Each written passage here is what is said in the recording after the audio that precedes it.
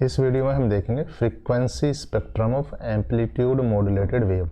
इसमें हम modulated wave के लिए एक्सप्रेशन को लिखेंगे जो पहले एक वीडियो में डिराइव किया हुआ है। इसके बाद हम डिफरेंट जो फ्रीक्वेंसी टर्म है उनको अलग अलग ये सेपरेट करेंगे ट्रिग्नोमेट्रिकल आइडेंटिटी से, और उसके बाद हम उनको डायग्राम पे बनाएंगे एम्पलीट्यूड के साथ। वहाँ हम उसके पावर के लिए एक्सप्रेशन को फाइंड आउट करेंगे या डिराइव करेंगे। उसके बाद हम देखेंगे कि जो एम्पलीट्यूड मॉड्यूलेटेड वेव है उसमें टोटल एनर्जी या टोटल पावर का 1/3 पार्ट ही इंफॉर्मेशन कंटेंट या मॉड्यूलेटिंग सिग्नल होता है, बाकी सब ये कैरियर का ही पार्ट होता है। तो अधिकतर पावर हमारी उसी में वेस्ट हो जाती है। चलिए शुरू करते हैं। एम्पलीट्यूड मॉड्यूलेटेड वेव के लिए हमें क्या चाहिए, पहले था मॉड्यूलेटिंग सिग्नल। मॉड्यूलेटिंग सिग्नल की इक्वेशन लिख देते हैं एक बार। ये है आपकी E M equal to capital E M cos omega M T. जो कैरियर वेव की इक्वेशन, कैरियर वेव की इक्वेशन है E C equal to E C cos omega C T. इससे हम मॉड्यूलेटेड वेव की इक्वेशन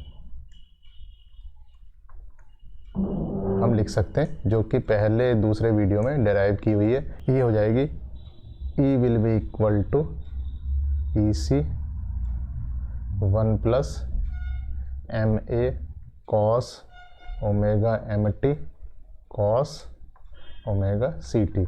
जो एम ए है इसका नाम है मॉड्यूलेशन इंडेक्स।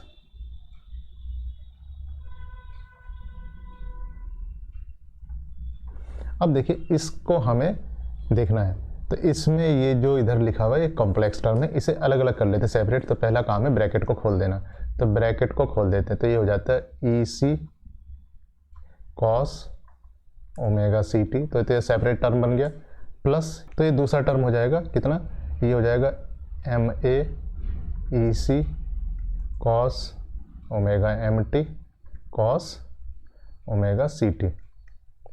अब ये क्या है, ये कॉस का टर्म है, तो ये 2 कॉस ए कॉस बी से इसे सोल्व कर देंगे। तो यहाँ कितना आ जाएगा, ये आ जाएगा ई C cos omega C T. ये हो जाएगा प्लस, ये हाफ करेंगे तब 2 आएगा, तो इसका मतलब आ जाएगा हाफ एम ए ई सी। तो एक टर्म आएगा इसमें कितना, एक टर्म आएगा omega C plus omega M, और दूसरा टर्म आएगा omega C minus omega M. तो ये हो जाएगा cos omega C plus omega M into T plus half M A E C cos omega C minus omega M into T.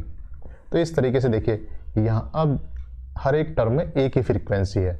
इसकी जो frequency है वो ओमेगा सी है, इसकी फ्रीक्वेंसी कितनी है omega C plus omega M है, और इसकी फ्रीक्वेंसी कितनी है omega C minus omega M है। इसका मतलब क्या हुआ, जो एम्पलीट्यूड मॉड्यूलेटेड वेव है उसमें एक्चुअली 3 फ्रीक्वेंसी कंपोनेंट है।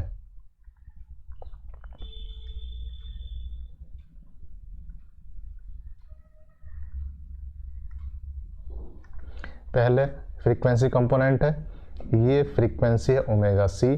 दूसरा फ्रीक्वेंसी कंपोनेंट है जिसकी फ्रीक्वेंसी है omega C plus omega M, और तीसरा फ्रीक्वेंसी कंपोनेंट है जिसकी फ्रीक्वेंसी है omega C minus omega M. इनके अगर मैं एम्पलीट्यूड कहूँ तो एम्पलीट्यूड इक्वल नहीं है, तो इनके एम्पलीट्यूड कितने हैं, जो ओमेगा सी है उसका एम्पलीट्यूड है ई सी, जो omega C plus omega M है या omega C minus omega M है, इन दोनों के एम्पलीट्यूड यहाँ से इतने हैं। तो ये लिख दूंगा हाफ एम ए ई सी, और ये कितना है हाफ एम ए ई सी। तो इन दोनों के एम्पलीट्यूड इतने हैं। तो इसे क्या करेंगे, तो यहाँ हम फ्रीक्वेंसी के स्पेक्ट्रम के तरीके से इसे बनाते हैं। तो यहाँ इसे शो करते हैं किसमें, डायग्राम में।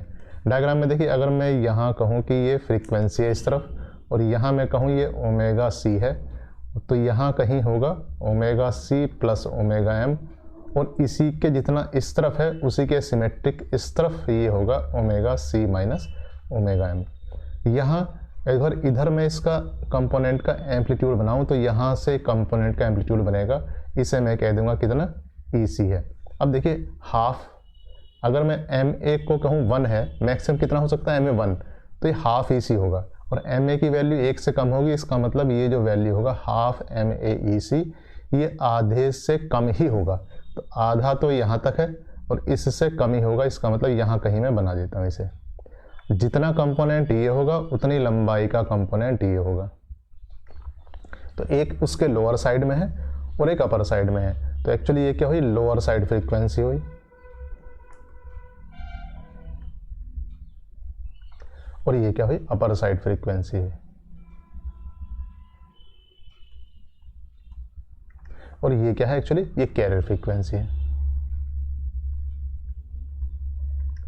तो ये lower side frequency, upper side frequency. जब हम स्पीच को ट्रांसमिट करेंगे या म्यूजिक को ट्रांसमिट करेंगे या कोई भी वेव फॉर्म ट्रांसमिट करेंगे, तो कॉम्प्लेक्स जो वेव होगी उसमें बहुत सारे फ्रीक्वेंसी के कंपोनेंट मिक्स होंगे। तो एक्चुअली ये क्या होगा, यहाँ पर सिंगल फ्रीक्वेंसी नहीं होगी, उसके आसपास जो फ्रीक्वेंसी होंगी उनको प्लस माइनस होगा। अगर आपने 20 हर्ट्ज करी तो एक लोअर फ्रीक्वेंसी हायर फ्रीक्वेंसी आएगी। अगर आप 100 हर्ट्ज की फ्रीक्वेंसी भी उसमें मिक्स कर देंगे तो दूसरी लोअर फ्रीक्वेंसी हायर फ्रीक्वेंसी आएगी। तो इसके आसपास बहुत सारे क्या होंगे, फ्रीक्वेंसी के कंपोनेंट्स होंगे। यहाँ भी इसके आसपास क्या होंगे, बहुत सारे फ्रीक्वेंसी कंपोनेंट होंगे। तो बहुत सारे फ्रीक्वेंसी कंपोनेंट जब मिक्स हो जाएंगे तो उस फ्रीक्वेंसी के कंपोनेंट को आप फ्रीक्वेंसी ना कह के क्या कहेंगे, इन सब को मिला के कहेंगे upper side band.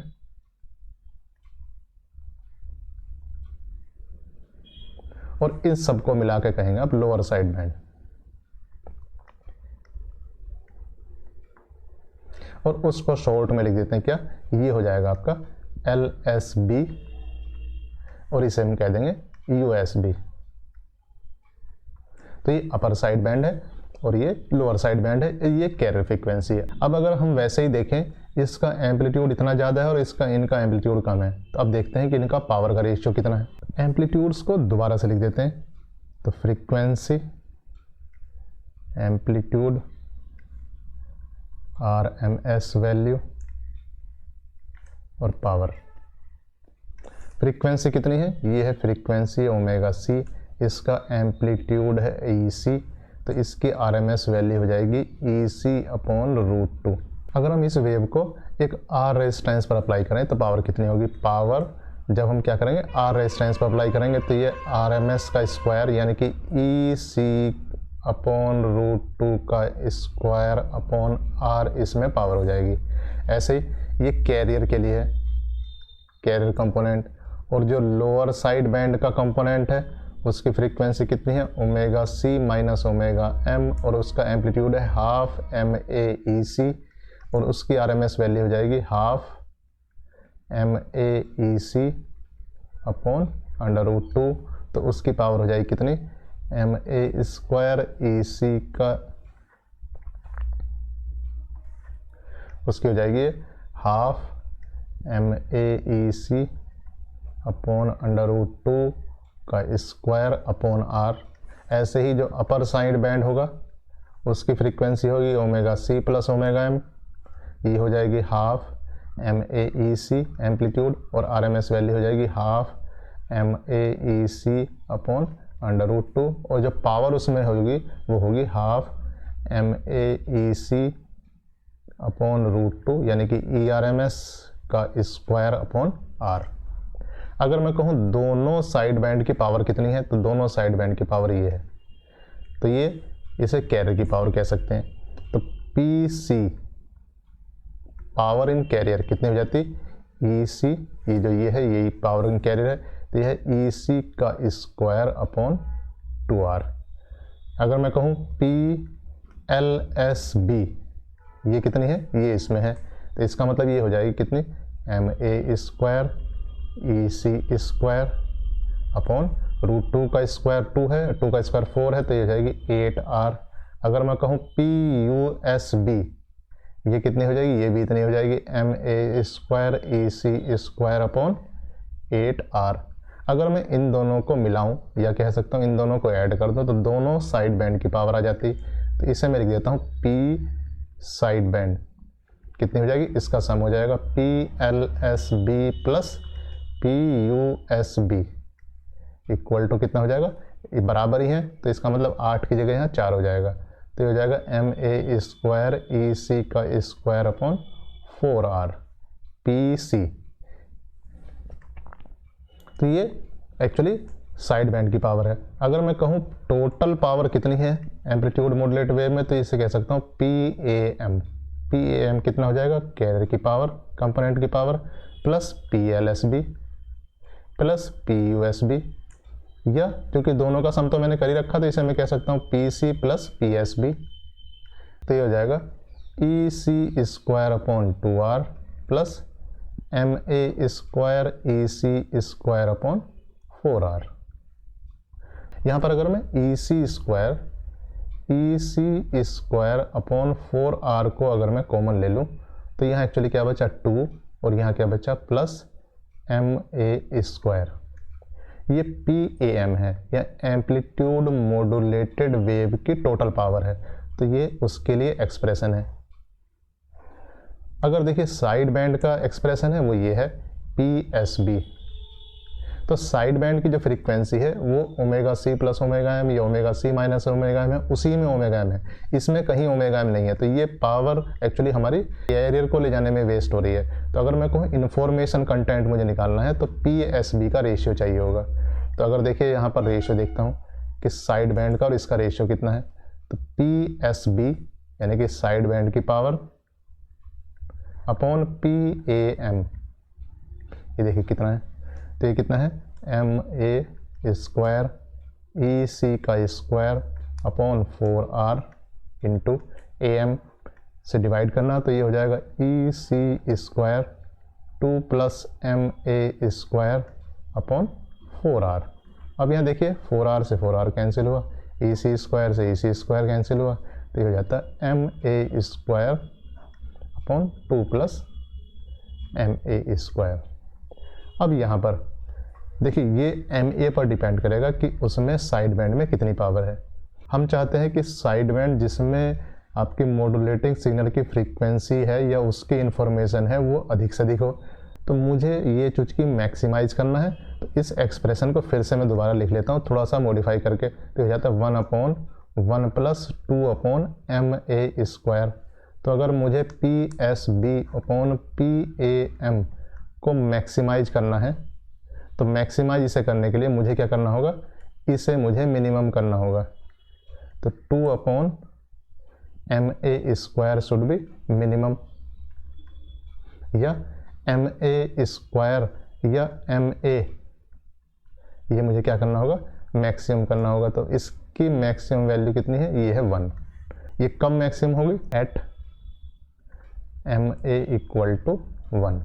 PSB upon PAM कितना हो जाएगा, ये हो जाएगा 1/1 प्लस 2 1/3। तो जब हमारा मॉड्यूलेशन 100% होगा, तब जो साइड बैंड है उसमें पावर टोटल एम्पलीट्यूड मॉड्यूलेशन की पावर का 1/3 ही होगा। इसका मतलब इंफॉर्मेशन कंटेंट ओनली 1/3। तो इंफॉर्मेशन कंटेंट